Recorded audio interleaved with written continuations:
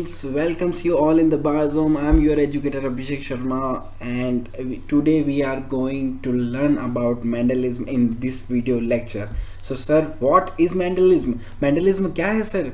Mendelism जो Mendel ने experiment setup जमाया था, जो एक्सपेरिमेंट किया था पी प्लांट पर, और जितने भी स्टडी की थी उसको हम मेंडलिज्म बोलते हैं। तो अच्छा सर, जो मेंडल ने वर्क किया उसको मेंडलिज्म बोलेंगे? हाँ, तो मेंडलिज्म ने जो उन्होंने वर्क किया था उसको हम मेंडलिज्म करेंगे। जो वर्क मेंडल ने किया था उसको मेंडलिज्म करेंगे। तो सर ये कहाँ काम आएगा? ये भी अच्छा क्वेश्चन है कि ये मेंडलिज्म आएगा कहाँ पे काम। तो ये जो मेंडलिज्म है, अगर आप नीट एस्पिरेंट हैं, अगर नीट की प्रिपरेशन कर रहे हैं या CSIR की प्रिपरेशन कर रहे हैं या फिर आप IIT JAM की प्रिपरेशन कर रहे हैं या कोई से भी एंट्रेंस एग्जामिनेशन की प्रिपरेशन कर रहे हैं, तो आपको principle of genetics, molecular genetics पढ़ने को मिलेगा। हाँ सर, बिल्कुल पढ़ने को मिलेगा। NCERT उठाओ, चैप्टर नंबर 5 निकालो, वहाँ पर प्रिंसिपल ऑफ जेनेटिक्स पढ़ने को मिलेगा। हाँ, और प्रिंसिपल ऑफ जेनेटिक्स में जैसे ही पढ़ोगे आपको मेंडलिज्म दिखेगा। हाँ सर, दिख तो रहा है, वहीं पर आप मेंडलिज्म पढ़ोगे। अच्छा सर, तो मेंडलिज्म में से बात किसकी करेंगे? बात सिर्फ मेंडल की करेंगे। तो सर सिर्फ हम मेंडल को ही क्यों पढ़े? क्योंकि मेंडल ही तो फादर ऑफ जेनेटिक्स है। अच्छा सर, तो फादर ऑफ जेनेटिक्स मेंडल ही है, तो मेंडल ने ही जेनेटिक्स की खोज की थी। हाँ, मेंडल ने ही जेनेटिक्स की खोज की थी।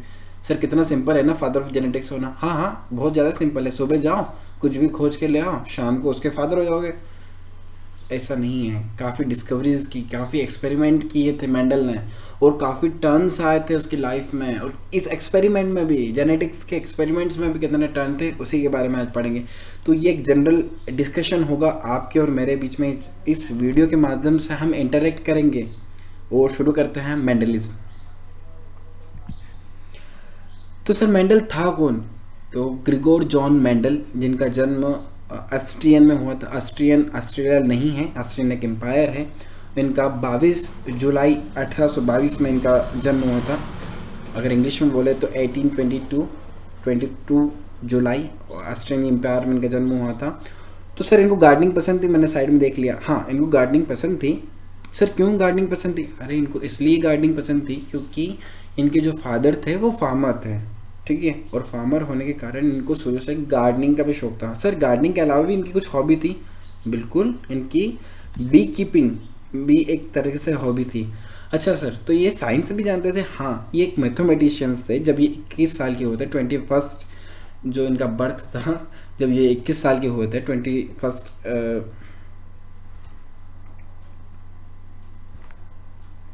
अच्छा सर, तो ये साइंस भी जानते थे? हाँ, ये साइंस के बारे में भी जानते थे। ये एक तरह से मैथमेटिशियंस, जब ये 21 साल के थे तो ये एक मॉन्क बन गए थे, ठीक है। एक मॉन्क मीन्स एक टीचर हो गए थे, ठीक है, टीचर बन गए थे। तो टीचर बनते बनते ये एक मैथमेटिशियंस थे, और कह सकते एक तरह से मेटरोलॉजिस्ट भी थे। और फिर ये जेनेटिक्स में आए, इन्होंने जेनेटिक्स में कुछ एक्सपेरिमेंट परफॉर्म किए, देन इनको फादर ऑफ जेनेटिक्स कहा, और उस हिसाब से इनको फादर ऑफ जेनेटिक्स के साथ साथ ही इनको बायोलॉजिस्ट भी कहते हैं। अच्छा सर, तो फिर क्या हुआ? तो जैसे मैंने ये इस साइड वाला तो बता दिया है कि जब ये 21 के हुए तो ये एक ऑस्ट्रियन मॉन्क बन गए थे, और इनके जो बडीज़ थे, और इनके साथ इनके जो बडीज़, जो दोस्त थे, उनको भी गार्डनिंग पसंद था। उनको भी प्लांट की ग्रोथ देखना, उनमें क्या क्या वेरिएशंस आ रहे हैं उनकी जनरेशन में, उनको देखना काफ़ी पसंद था इनको। तो ये क्या करते थे कि जनरली इनको मैन ऑफ साइंस इसीलिए कहते थे क्योंकि जनरली ये मैथमेटिशियंस के साथ साथ बायोलॉजिस्ट भी थे। और इनके जो फादर थे फार्मर थे, तो इन्होंने क्या करा कि प्लांट्स के फ्लावर को स्टडी करते थे, प्लांट की सीड्स को स्टडी करते थे, ठीक है, और किस तरह से उनकी ग्रोथ हो रही है इनको स्टडी करते थे। एंड फाइनली 1857 में, ठीक है, 1857 याद रखना, क्योंकि अगर आप नीट की प्रिपरेशन कर रहे हो तो जनरली 2 क्वेश्चन यहाँ से उठ कर आते हैं। एक आता है कि कौन से ईयर में मेंडल ने अपना एक्सपेरिमेंट सेटअप किया था। पहला, वहाँ पर ऑप्शन रहेंगे, तो वहाँ पर आप 1857 लगाना, 4 नंबर पक्के हैं। और दूसरा आता है कि कब से कब तक मेंडल ने अपना एक्सपेरिमेंट को परफॉर्म किया था, या कि स्टडी की थी, अपने एक्सपेरिमेंट किया अपने मेंडलिज्म की, ठीक है। तो 1857 टू 1863 और 1864, कहीं जगह 1863 है, कहीं जगह 1864 है, तो मतलब 6 से 7 साल के बीच में इन्होंने अपनी जो मेंडल के एक्सपेरिमेंट परफॉर्म किए थे, ठीक है। आगे चलते हैं। सो जनरली उन्होंने जब पी प्लांट को लिया, सर पी प्लांट ही क्यों लिया? नहीं, इन्होंने बी को भी लिया था, तो सर बी पे फिर आगे हम हमेशा पी ही प्लांट क्यों पढ़ते, बी क्यों नहीं पढ़ते? अच्छा, बहुत अच्छा क्वेश्चन है। तो पी प्लांट इसलिए लिया था क्योंकि इजी टू अवेलेबल था, ठीक है। इजी टू अवेलेबल होने के बाद ये जनरेशन जल्दी शो कर देते हैं, ठीक है।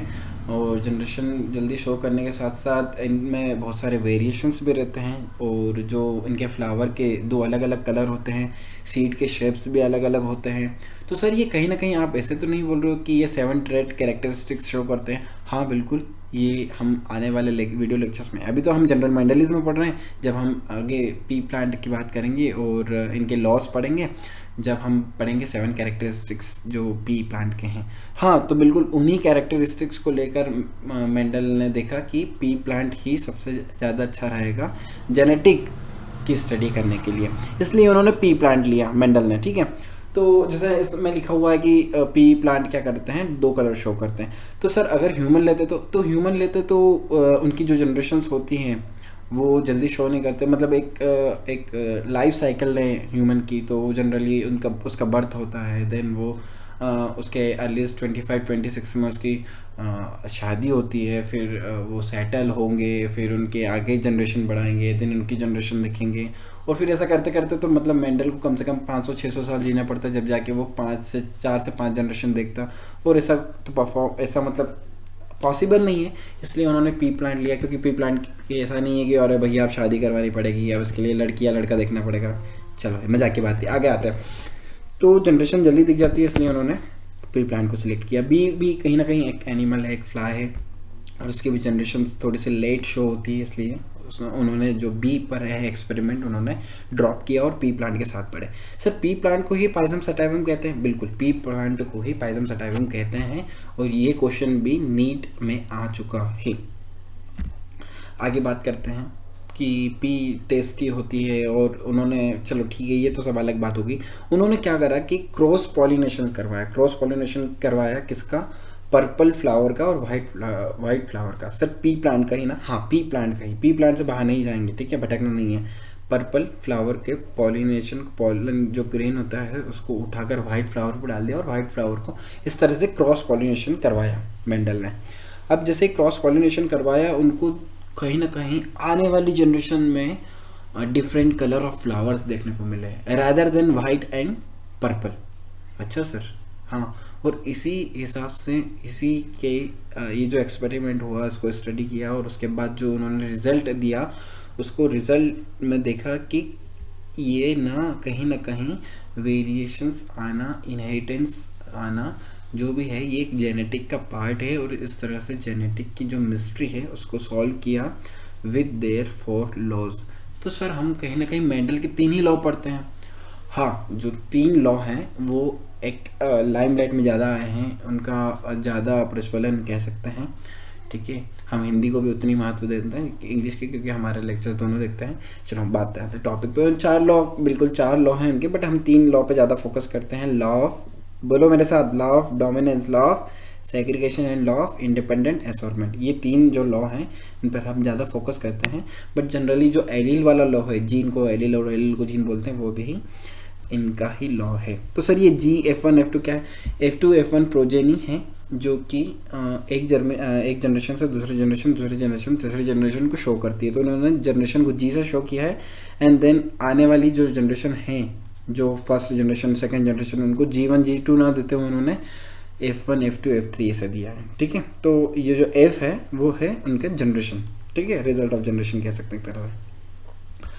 अब बात करते हैं कि जो 4 लॉ है उसमें से 3 लॉ के लिए तो मैं एक अलग से वीडियो बनाऊंगा, ठीक है, क्योंकि ये मेंडलिज्म है और सिर्फ हम मेंडल का वर्क देखेंगे इसमें। इनके जो मेंडल के लॉ हैं वो हम आने वाले लेक्चर्स में देखेंगे, ठीक है। तो हम मेंडल की जो स्टडी है, उन स्टडी होने के बाद जो रिजल्ट को देखा गया, तो उन्होंने देखा कि जितने भी डिफरेंट ट्रेट्स हैं, ठीक है, उनके पास 2 ऑप्शन अवेलेबल होते हैं, या तो कैपिटल P या फिर स्मॉल p, और इन दोनों ऑप्शंस को हम एक ही नाम से जानते हैं, उनको बोलते हैं जीन, और जीन को ही हम कहते हैं एलील, ठीक है। तो जीन को ही हम क्या कहते हैं? एलील। तो अब प्रिंसिपल ऑफ जेनेटिक्स पूरा पढ़ोगे तो वहाँ पर अगर एलील आए तो बार बार गूगल पे सर्च मत करना, जीन को ही हम एलील कहते हैं, ठीक है। अब वो जो एलिल्स हैं वो हमारे पेरेंट्स से आते हैं, एक मदर पेरेंट्स आता है और दूसरा फादर पेरेंट्स आता है। जैसे कि हम जानते हैं कि मदर हमारी जो फीमेल होते हैं वो एक्स एक्स शो करते हैं और जो मेल होते हैं वो एक्स वाई शो करते हैं। अब मुझे बताना कि अगर मैं बेबी बॉय की बात करूँ तो उसमें फादर से क्या आएगा, सर वाई आएगा, और मदर से क्या आएगा, एक्स आएगा। हाँ, तो एक जीन या एक एलील हमारा मदर से आता है और दूसरा एलील हमारा फादर से आता है। तो वो ये सेकंड जो लॉ है या सेकंड जो पॉइंट है उसमें यही बोलना चाह रहा है कि each plant inherited two alleles, दो एलील्स को इनहेरिटेट करते हैं। इनहेरिटेड मतलब कि एक जनरेशन से दूसरी जनरेशन में ट्रांसफर करना, ठीक है। वन फ्रॉम इच पेरेंट, एक एक जीन हर एक पेरेंट से, ठीक है, एक मदर से एक फादर से, ठीक है, फॉर एवरी जीन और ट्रेड्स, ठीक है। आगे चलें।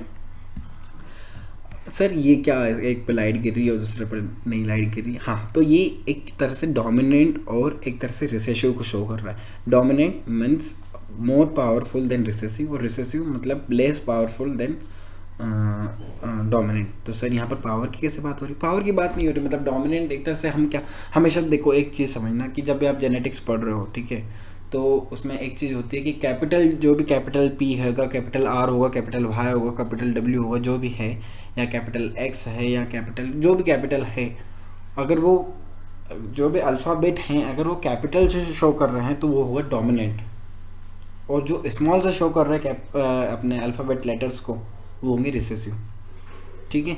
तो P अगर कैपिटल है तो वो डोमिनेंट होगा, P अगर स्मॉल है तो वो रिसेसिव होगा, ठीक है।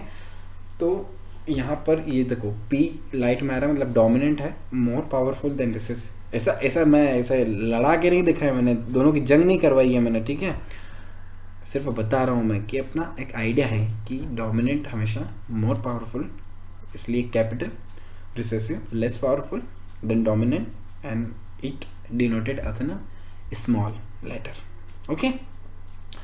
हाँ सर, ये लॉ ऑफ सेग्रीगेशन देखने को मिल रहा है सर मेरे को फोर्थ पॉइंट पे। हाँ बिल्कुल, लॉ ऑफ सेग्रीगेशन की हम बात जब डिटेल में करेंगे जब अच्छे से पढ़ेंगे, बट अब यही समझ लीजिए कि दैट टू एलील्स, दो जीन, ठीक है, फ्रॉम ईच पेरेंट, हर एक पेरेंट से, आर सेपरेटेड व्हेन, अगर सेपरेटेड होते हैं, ठीक है, तो अगला एक जनरेशन बनाते हैं, ठीक है। मैंने एक आगे भी बताया था पॉइंट नंबर 2 में भी कि एक मदर से आता है एक फादर से आता है, और वो क्या होते हैं, सेपरेट होते हैं, सेपरेट या सेग्रीगेट होते हैं। सेग्रीगेट सेपरेट दोनों एक ही बात है, ठीक है।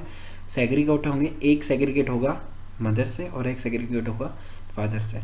अभी देखो capital P small p, capital P small p है। अब कैपिटल P एक में आ गया, स्मॉल p एक में आ गया, या तो कैपिटल P स्मॉल p भी आ सकता था। उसको क्लोनिंग एक तरह से कह सकते हैं कि जैसे ऊपर वाले में कैपिटल P स्मॉल p है और अगर दूसरी जनरेशन में भी आए तो एक तरह से क्लोनिंग हो जाएगा, no change occur in this generation, ऐसा बोल देते हैं अपन, ठीक है। तो this is called as law of separation और लॉ ऑफ सेग्रीगेशन, ठीक है। सेपरेट होंगे या सेग्रीगेट होंगे from our parent to the next generation, ठीक है। तो इस तरह से मैंडल ने अपने लॉ को पहले एक्सपेरिमेंट परफॉर्म किया, देन रिजल्ट के बाद लॉ फॉर्म किए, और लॉ फॉर्म करने के बाद उनको एज अ पेपर पब्लिश किया, ठीक है, एक्साइटेशन पब्लिश किया, ठीक है। और इसी तरह से मॉडर्न जेनेटिक्स का फॉर्मेशन हुआ, कह सकते हैं कि the basics of modern genetics इसी को बोलते हैं, ठीक है। जो हम मेंडलिज्म बोलते हैं वो the basics of modern genetics था। तो सर ये तो हो गया है, फिर आपने बोला था कि उतार चढ़ाव बहुत आए हैं, किसी की लाइफ सिंपल नहीं होती, सर ये क्या था। हाँ, अब एक टर्न आया, टर्न कैसे आया कि मेंडल ने पब्लिश किया एक पेपर जिसका नाम था एक्सपेरिमेंट ऑन प्लांट हाइब्रिडाइजेशन, ठीक है सर। अब क्या हुआ कि कोई भी इमॉर्टल नहीं है, ठीक है, तो मेंडल की डेथ हुई, और मेंडल की डेथ होने के बाद उनके जो पेपर्स थे, जो पेपर पब्लिश किए थे, उस टाइम पे तो इंटरनेट नहीं था कि चलो इंटरनेट पे डाल देंगे तो सबके पास चले जाएंगे, एक अथॉरिटीज़ को दिए होंगे उन्होंने पेपर पब्लिश करने के लिए, बट उनके पेपर को जला दिया गया उनकी डेथ होने के बाद, ताकि जो आर्ग्यूमेंट है मेंडल और दूसरे साइंटिस्टों के बीच में, उस आर्ग्यूमेंट को सेटल किया जाए और जितने भी टैक्सेस हैं उनको सेटल किया जाए। इसलिए उनके सारे जितने भी लॉज थे, जितने भी एक्सपेरिमेंट्स थे, जितना भी पेपर्स उन्होंने पब्लिश किया था, वो सारों को जला दिया गया। तो सर यहाँ तो मेंडलिज्म ख़त्म हो गया एक तरह से। नहीं, इनके बाद एक और अच्छा टर्न आया और उसको हम बोलते हैं rediscover of Mendelism, rediscoveration of Mendelism या रेप्लिकेशन ऑफ मेंडलिज्म। अच्छा सर, तो इसमें तीन साइंटिस्ट थे जिन्होंने वापस से एक्सपेरिमेंट परफॉर्म किए मेंडलिज्म के, और कहा कि हाँ कहीं ना कहीं मेंडल सही कह रहे थे। ह्यूगो डी व्राइस, कार्ल कोरेन और एरिक जो थे, ये तीन साइंटिस्ट थे जिन्होंने रेप्लिकेट किया मेंडल के सारे एक्सपेरिमेंट्स को, और देन इन्होंने पेपर पब्लिश किया कि हाँ कहीं ना कहीं मेंडल 1857 टू 1863 या 64 में जो इन्होंने एक्सपेरिमेंट परफॉर्म किए थे वो एक सही हैं, ये सही तरीके से जेनेटिक्स को दिखाते हैं। और देन इन तीन साइंटिस्ट के साथ साथ इन्होंने क्या करा कि जो नोबेल प्राइज़ मिला था वो मेंडल को भी दिया, और मेंडल एक तरह से लकी थे कि ये तीनों साइंटिस्ट ने वापस रेप्लिकेट किया उनके एक्सपेरिमेंट को, अदरवाइज जेनेटिक्स एक ख्वाब ही रह जाता, ठीक है, और आज मैं लेक्चर भी नहीं बना पाता उसमें। तो thanks to this three scientist. और इस तरह से मेंडल जो थे उन्होंने उनके डेथ होने के बाद भी उनको नोबेल प्राइज़ मिला, एकमात्र साइंटिस्ट हैं और लकी साइंटिस्ट हैं। तो इस तरह से मेंडलिज्म पूरा कंप्लीट होता है। यहाँ पर एक जनरल व्यू मैंने पूरा दे दिया है, कौन थे मेंडल, उन्होंने क्या क्या किया, किस तरह से मेंडलिज्म को एक तरह से ख़त्म हो गया था मेंडलिज्म उनके पेपर चलाने के बाद, बट किसने वापस से रेप्लिकेट किया, रीडिस्कवर किया। So this is all about the Mendelism. काफ़ी अच्छे तरीके से पढ़ा है, काफ़ी इंटरेक्ट होकर पढ़ा है। अब कुछ भी आपको ऐसा लगता हो, कुछ भी डाउट हो तो प्लीज़ कमेंट सेक्शन में कमेंट कीजिए, आराम से फ्री होकर आराम से कुछ भी क्वेश्चन हो तो पूछें। आने वाले लेक्चर्स में हम जेनेटिक्स की बात करेंगे, तो बने रहे बायोजाम्स के साथ। धन्यवाद, जय हिंद।